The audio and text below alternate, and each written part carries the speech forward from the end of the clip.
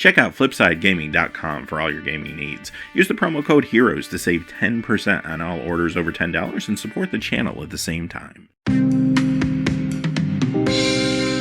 Hey there, this is John from Heroes and Legends, and welcome to part 3 of our 5-part Unstable full set review, where today we're looking at the faction League of Dastardly Doom. Now, since this is an unusual set, see what I did there? We are going to look at the cards in an unusual way. Instead of color pie order, we're actually going to go faction by faction. So in this video, we're going to look at all of the cards that have the League's watermark, and we're also going to look at all the black cards that do not have a watermark today in addition. Now, if you've been watching the other videos in the series, you kind of know what to expect here. We're not necessarily going into really deep combos with black border cards or anything like that. We're talking about these cards from a limited point of view, draft and sealed. Talking a little bit about some multiplayer gaming too, because some commander groups do allow their players in the group to play with some silver border cards, and it does feel like they're trying to tap into that demographic with a lot of cards in the set. We'll see quite a few today that would be super sweet in a commander game. So with that being said, just real quick before we get started, check out the description below. You'll find a few ways to support us. Patreon's there. You'll also find links to both Amazon and Flipside Gaming. There's some deals right now on Unstable, so check that out. Save yourself some money perhaps, and help support the channel at the same time. With that being said, let's get into it. Capital Offense. Okay, so yes, this is just kind of like the instant speed -X spell for 2 black and 2 that we've seen a million times. So what makes this an unset card? Well, target creature gets the -X until end of turn, where X is the number of times a capital letter appears in its rules text. Okay, so that's actually pretty sweet. They went through the trouble also of taking out any capital letters in the text of the card, other than the bottom text, like the artist name and stuff. So I guess that's kind of the way that has to be. But the rest of the card has no capital letters, which is actually pretty awesome flavor-wise. Really cool removal card, though. At common, actually a very, very good pickup in drafts.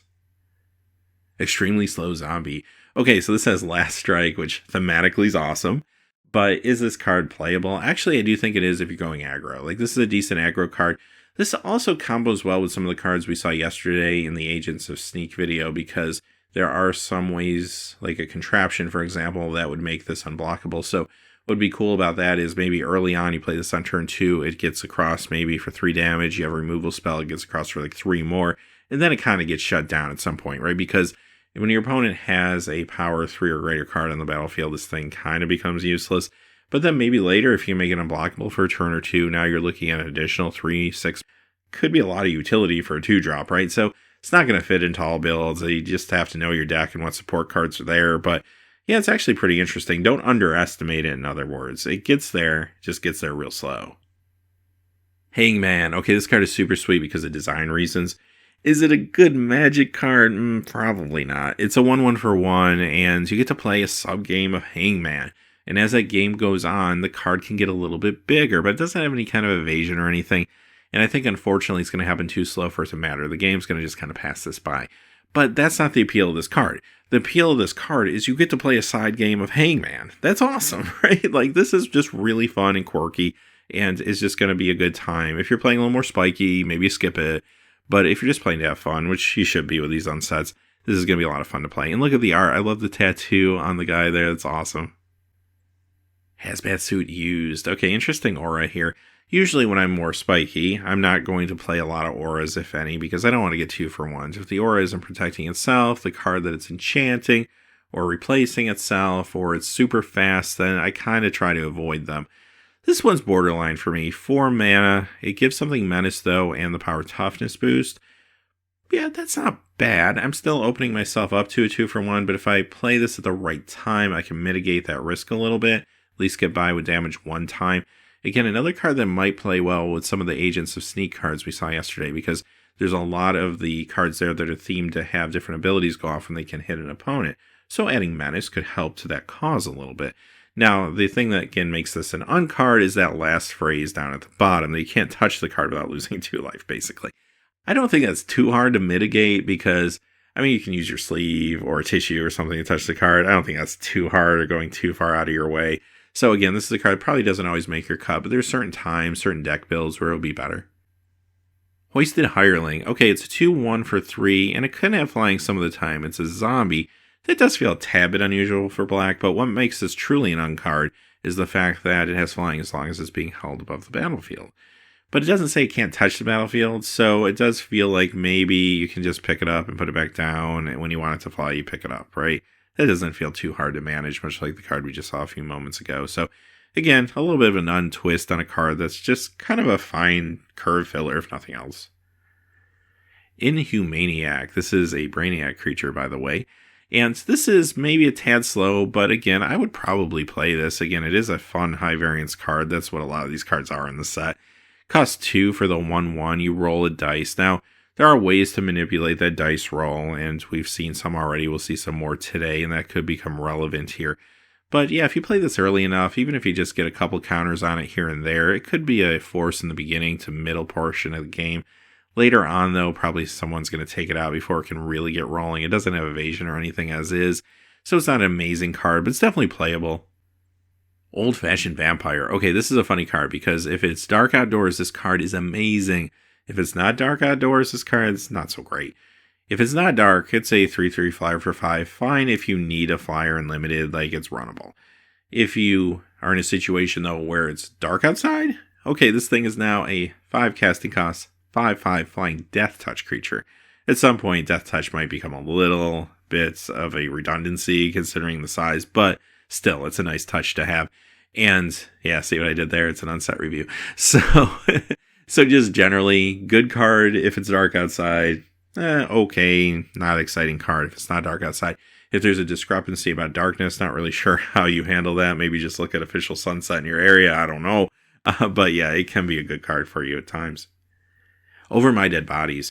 This one's actually pretty interesting. It does interact in a really cool way with the Busy Bodies card we saw yesterday. Now, this one basically creates like a side battlefield with creatures from graveyards.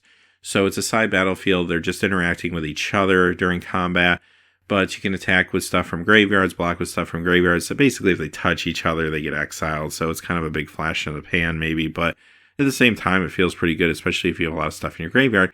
And there are ways to get stuff into your graveyard in this particular faction, and even some ways we saw yesterday in the sneak video too. So yeah, it's actually a pretty cool card, a pretty cool idea and concept. Are you going to be able to make a situation where this is going to always help you more than it's going to help your opponents? That's where it gets difficult. But again, maybe it doesn't matter because it's an unset. It's just about having fun and just creating these quirky situations. Rumors of My Death. Really cool card name, actually. This reminds me a little bit of Hell's Caretaker from back in the day. Like, Caretaker, very different, of course, because this is an enchantment and it can manipulate permanents and has the whole watermark clause. But it does something similar in that it's exchanging permanents from the graveyard to the battlefield. With Hell's Caretaker, it was on a creature and it could only manipulate creatures. But at the same time, like, you can actually do some pretty weird things with this if you think about it. It just feels like it could be a lot of fun. Skull Saucer. This is a great removal spell, first off, at the uncommon spot. You can destroy target creature. It costs 6. It's going to cost you a little bit, but sometimes that's okay if you really need to get rid of something. And if you can keep your head on the table, you get a 4/1 flyer too. Now, that might be a little awkward.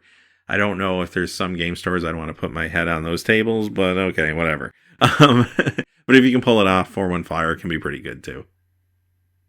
Snickering Squirrel. Here's a dice manipulation card. And this is going to be very relevant with some of the cards we see today and some cards from other videos too. But tapping this, you get to increase the results of a die any player rolled by 1. So that can be very relevant if you have some die roll cards that matter that you care about. Or if your opponent's playing maybe like some of the difference cards, you can close up the difference a little bit by adding 1 to one of the rolls. Feels like it could actually have a lot of utility for just kind of a simple 1-drop. It just depends on the game. If I have a lot of reason to run it, I'll run it main deck. I'll probably sideboard it in, though, if I don't personally have a lot of reasons to run it, but my opponent has some things I want to play around with.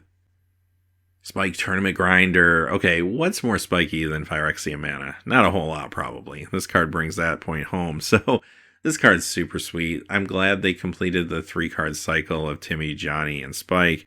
I hope we see more of these type of cards in the future with other unsets. I hope we see other unsets in the future, actually, but aside from that, this card is actually very interesting. Being able to wish for a banned or restricted card from any format, that's kind of cool.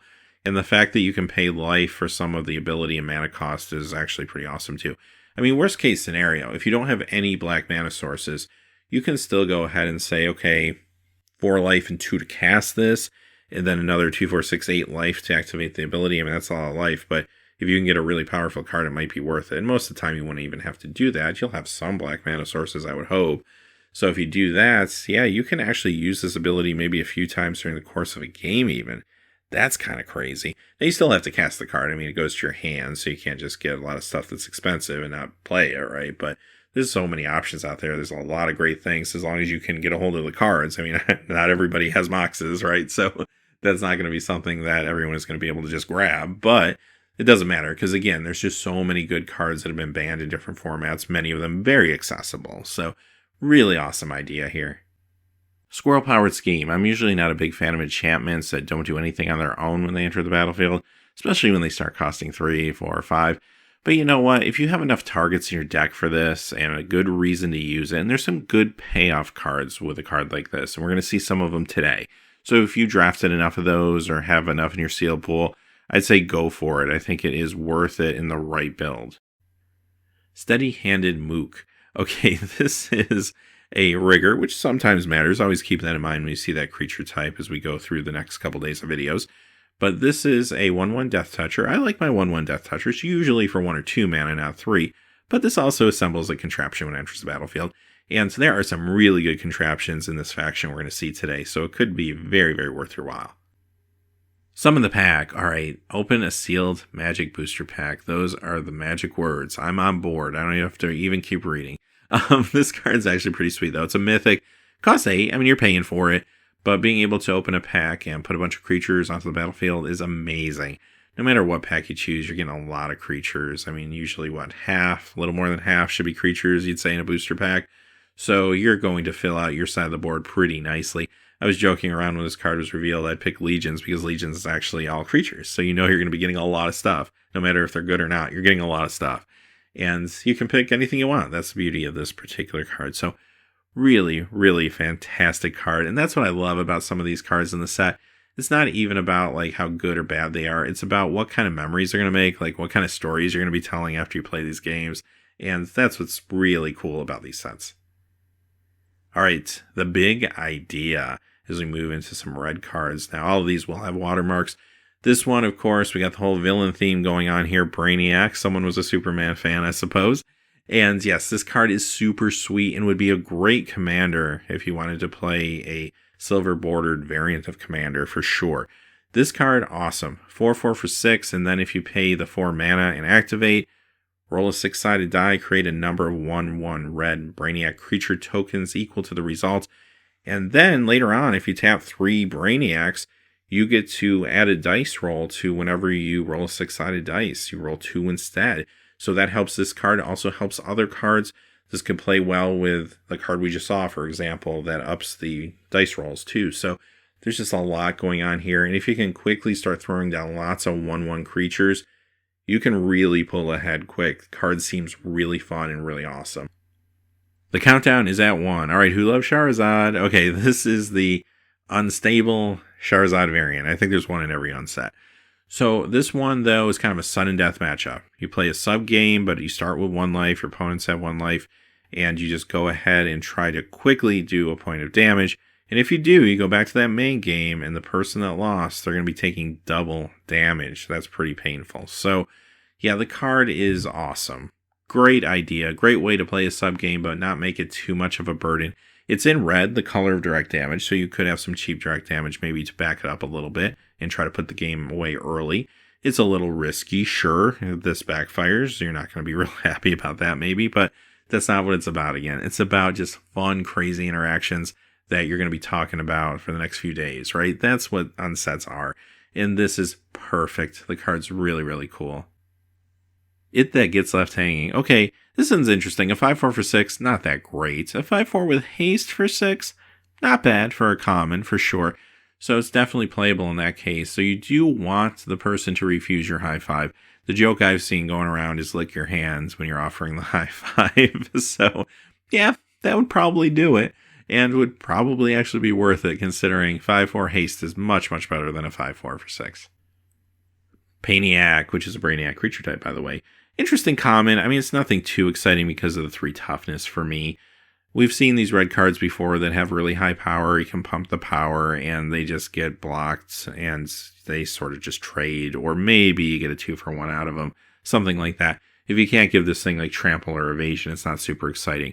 With that being said, there are ways to give this evasion in the set, and if you have some of those ways, then yeah, it becomes a very, very playable card, no doubt.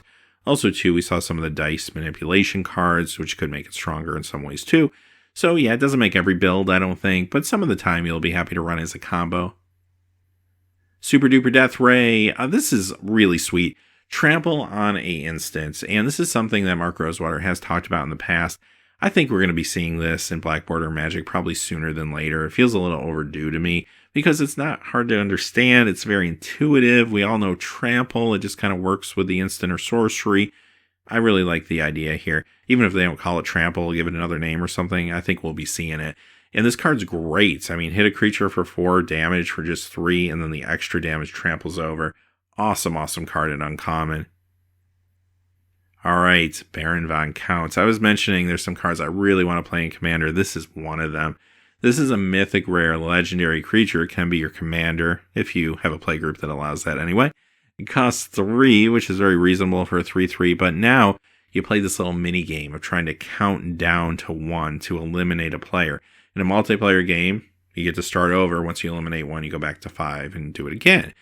Now, the things that count down the counter are the given number based on the count you're on for mana cost, text box, power, toughness.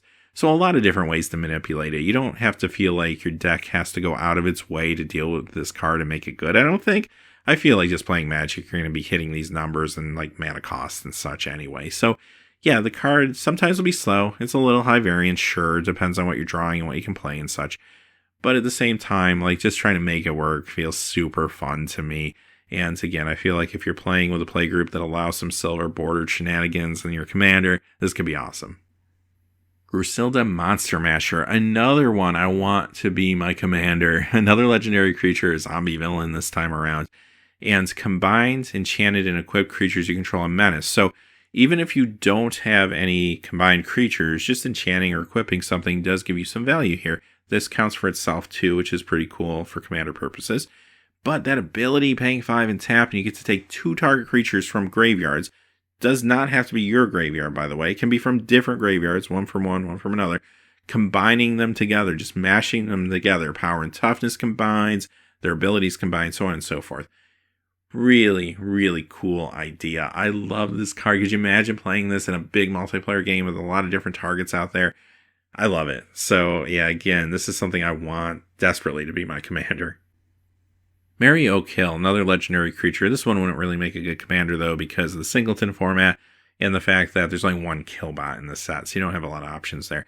But in draft, for example, you can pick up a bunch of killbots and get some utility here. Even in seals, you might grab a couple of them. That could be worth your while. So being able to switch creatures on the fly, pretty sweet ability, actually.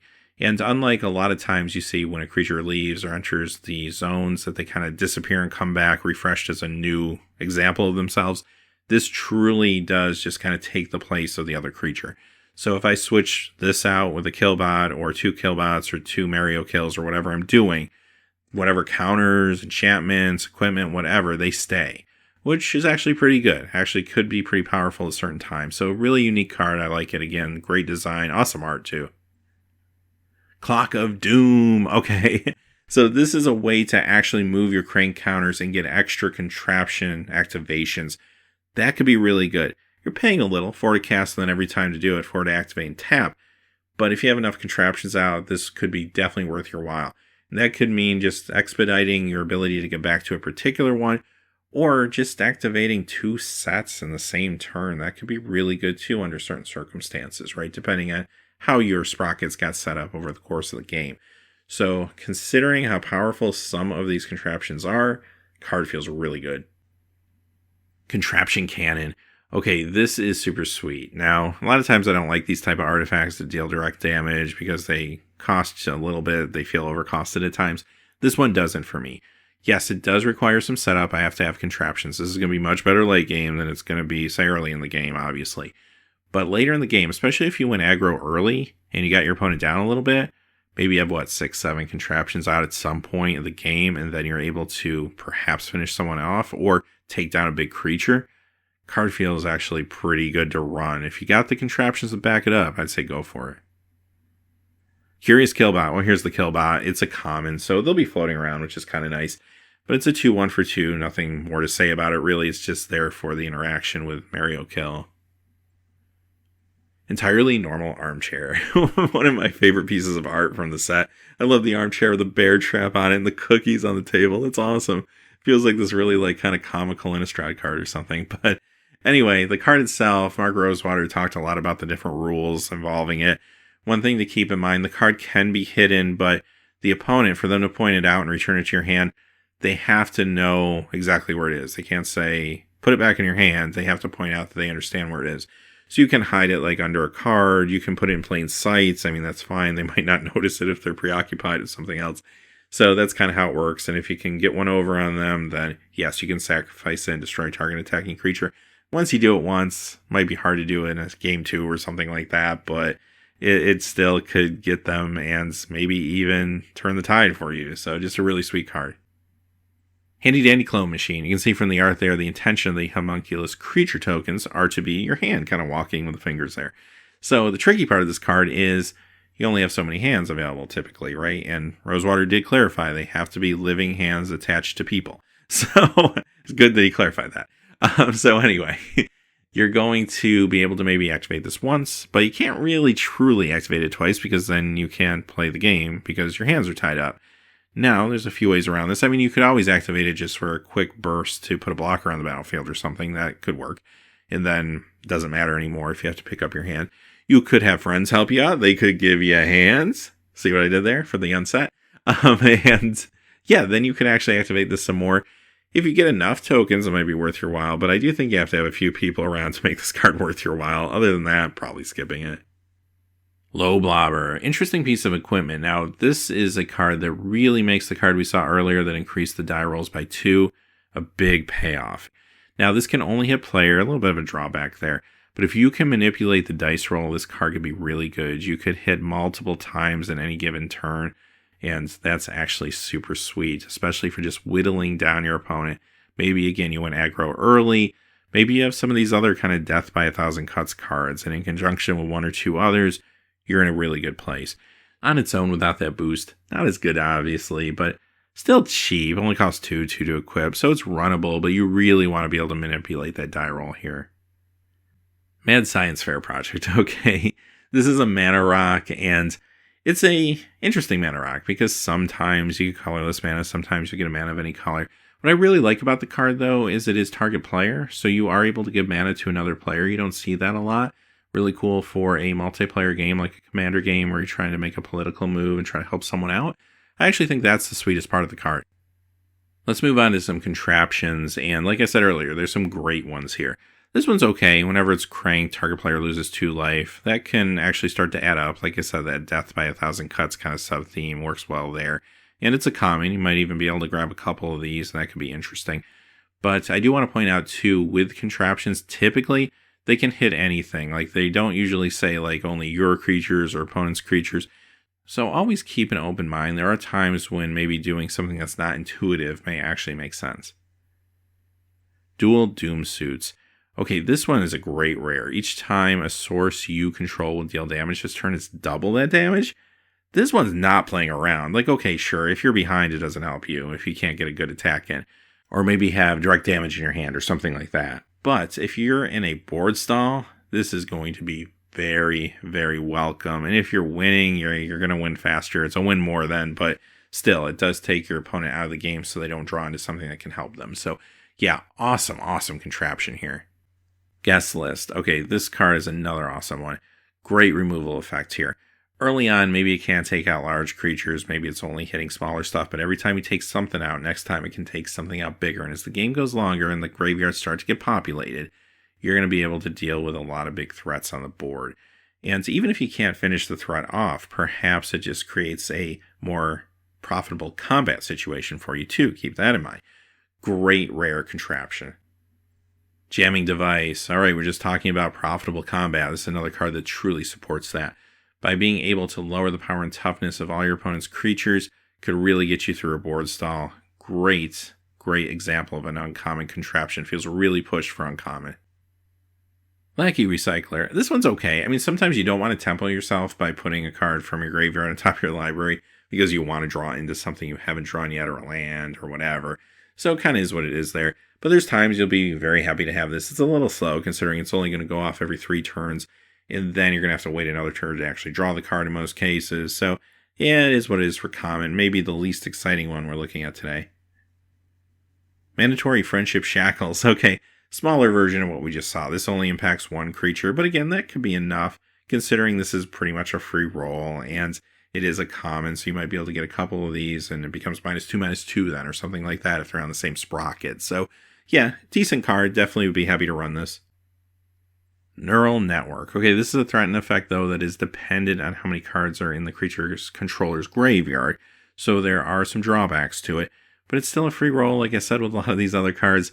If you get this every 3rd turn, you can take something, even if it's not the best thing, there's still some value to be had there, no doubt.